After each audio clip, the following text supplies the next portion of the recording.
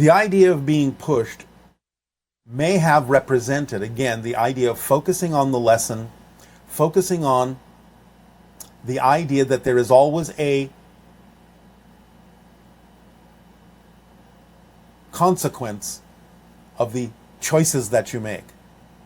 In this case, to some degree, better that it was done with a spirit than with a living person, where the consequences might have been even more drastic.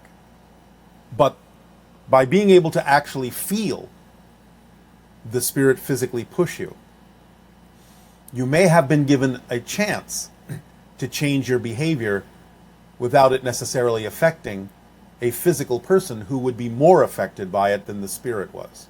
And the spirit, in that sense, may simply have been demonstrating something without necessarily taking it personally. But generally, the fact that they're in spirit means that they will have certainly the capability of experiencing what you're saying at a higher level. Yes, and again, they may not have experienced it personally at all. It may simply have been a lesson being taught. Interesting. This person is saying, my grandfather can see ghosts for about 1 year now, usually at nighttime, sometimes in the afternoon, and almost every night. He doesn't want to sleep. He wants to chase them away. They look at him, but don't talk. When he tries to reach them, they press something on their chest and disappear. Who are they? These are not ghosts. These are interdimensional beings. So the idea may be that he senses that they're from somewhere else. They may feel quite alien to him. He may not be comfortable around them, simply because he may not be comfortable with the differences that they represent. The fact that they're pressing their chests indicates to some degree that they're using a type of technology, which a ghost would not need to do. A ghost would simply vanish. So this is more the behavior of interdimensional beings that are connected to that person, and attempting perhaps to remind him of his connection to them, which he may not be in a place to acknowledge at this particular point because of whatever belief systems he's holding on to. But it might be a way of goading him into exploring these things rather than chasing them away.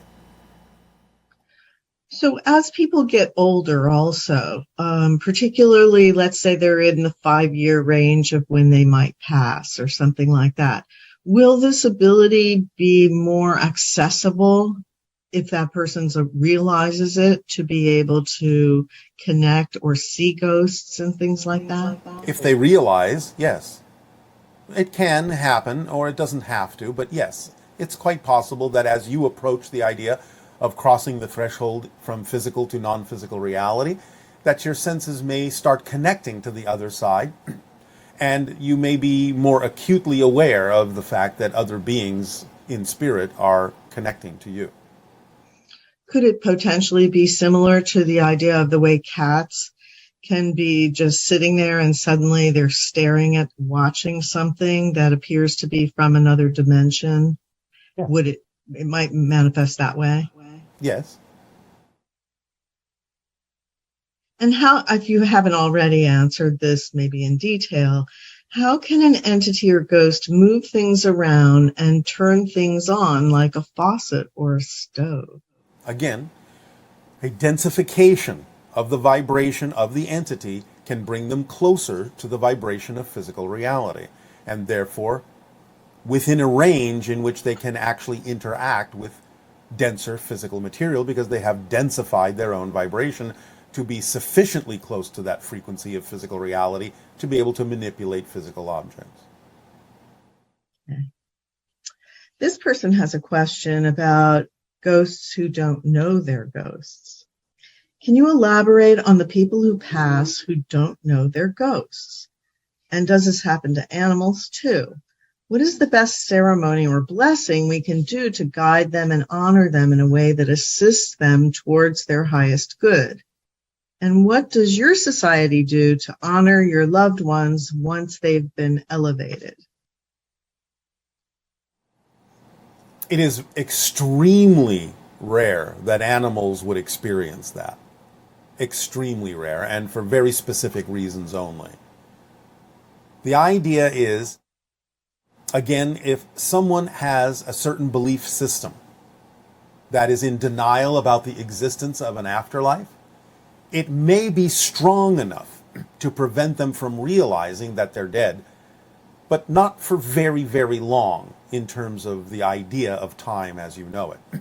Because they will always have assistance from the other side to realize that their condition has changed and that they are capable of moving forward. So it's a temporary thing that can be helped both from the non-physical and the physical side if you connect to a spirit and encourage them to look around and explore and understand that their frequency has changed, that they've gone into a non-material world, so to speak. Again, this is the original purpose of what has been misunderstood and devolved into the concept of exorcism. It's simply ghost psychology, where you understand that someone is maybe having a difficult time because of their earthly belief systems in crossing over fully. But again, this is still, especially in this day and age, relatively rare. The reason why people may interact with ghosts, in many cases, is far beyond the idea now of the ghosts themselves not knowing that they're dead. So there are many other reasons and purposes for these interactions or for people perceiving them. Messages and so on that need to be delivered. Yes, a little bit of unfinished business, but again, this doesn't really take very long. Although sometimes a psychically sensitive person can help them with this by delivering messages to the living that allows the ghosts, the spirits, to know that the message has been delivered so they can move on. But again, in the overall population, this is relatively rare. But animals have very little reason to experience the idea. Perhaps an animal that has been severely physically abused might experience this momentarily. But again, an animal is much more connected to the idea of spirit and much more capable of immediately awakening into their natural state. Again, they may stick around for the purpose of interacting with a human that may need their assistance or their reflection, but that has nothing to do specifically with the animal's ability to know that it is dead. And if some spirits don't realize that they've died, did they experience life review upon death? In many cases, no. Or they may have experienced it as a dream, thinking that they're still alive and simply dreaming, or daydreaming, or hallucinating. But in some cases, no. They're not yet at that threshold where they have the awareness to recognize what it is they're experiencing as a life review. They may simply think that they're sort of stuck on a memory. So basically, you can delay your life review by refusing to move towards the light or move into spirit fully? Again, this is relatively rare, but yes, to some degree it's possible. The examples of the idea you call near-death experience and fully dying provide an illustration for this. Because the idea is that when people have a near-death experience, when they're not going to remain dead, they will usually have the life review sooner than a person who actually dies, because then they don't have to rush, because they're going to come back. They're not going to come back, so they don't have to have the life review right away. But the people that are going to return in a near-death experience will usually have some degree of life review more quickly than those who truly pass on. Interesting. And what about those individuals that perpetrate great evil on earth in the sense of murder, mayhem, etc.? And I know that you had referred one time to Hitler having to sort of be put on ice in order to, I guess, integrate. An energetic buffer is created to allow the being to go through what may seem to be the traumatic experience of the life review, because remember, in life review, there are no barriers. The cause and effect are all happening within you, and you experience everything from every point of view, including the people that were affected by the choices and the actions that you took. So you're experiencing those things as if you are that person being affected by your choices. And to a soul, that can be to some degree a traumatic experience, especially at the level that certain individuals may have perpetrated those kinds of negative actions. So a kind of cocoon or buffer is created. This is what is meant by being put on ice, to allow the soul to absorb these experiences and learn from them in a way that will benefit them so that they can make different choices from that point forward. And when you say that the cause and effect, suppose they're in a position where they are telling other people to do things, and further down the chain, the actual actions that are so heinous are taking place. Everything is connected. Everything is connected. Remember, time and space are illusions to some degree, even though they're real as experiences. But any ripple whatsoever that has any kind of an effect is experienced by those who have any connection to it, to whatever degree they have the connection to it. So in the average person's transition and life review, they will experience the ripple effect of everything that they've done in their entire life, or only the ones that are really relevant for a learning experience? Everything, but the ones that are truly relevant for a learning experience that is specific to them will stand out in certain ways.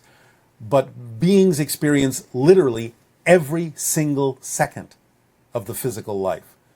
Again, some things will stand out more than others, but that doesn't mean they don't experience them. Even the absence of something that is the result of some action they took will be experienced by them. And yet, since the timeline for things to be experienced while you're in spirit as opposed to being physical is different, what kind of a time does it take, or how much time does it take, in a sense, to go through a life review? As your Einstein said, it's all relative. What to you may seem to be something that took years, may be experienced in the blink of an eye to the spirit in a life review. But it may seem to them that they're reliving the entire life as well. You have to understand that time is a funny thing, because it is a subjective idea and a relative idea. So the things that stand out as important may feel like they're taking more time to a spirit because of their importance and the need to focus on them, when in fact it may really be taking almost no time at all. So it's really completely subjective, and you cannot really make a measurement between physical and non-physical reality as to the amount of time that some experience actually takes. It's all absolutely subjective in spirit. And also the idea that you're multi-functioning, so can many aspects of the life be happening simultaneously in your review, or it would appear more linear? Again, it depends on what it is you need to focus on, what it is that gives you the lesson that you're attempting to extract. It can be experienced absolutely in the blink of an eye on every level simultaneously, or it can seem to stretch out depending on what you need. And for those beings that choose to incarnate into what will ultimately be some sort of evil iconic spirit, or evil iconic person, a figurehead that then wreaks havoc and destruction upon others, why would a spirit choose that? Or do they know going in that they're going to go through all these things you've just discussed as a result of making the choice to be that individual? Like any question of this nature, it depends upon the being, and it depends upon the purpose. There is the possibility that beings, as you know, can forget who they are, can get caught up in certain things in physical reality that prevent them from having more awareness and allowing them to act out in negative ways. It can also go through the entire spectrum, all the way up to, I'm going to play this role because of what it's going to do to awaken the consciousness of those who are affected by it. It really depends on the situation. It depends on the being. These are individual things, and you have to, again, as always, take it on a case-by-case basis. So, for example, with Hitler, did he know before he came that he was going to play that role? This is a tricky question to answer because there are so many levels to the being itself, a part of which, a small part of which, your history knew as Hitler in your particular parallel reality. So again, I can say yes and no. Okay.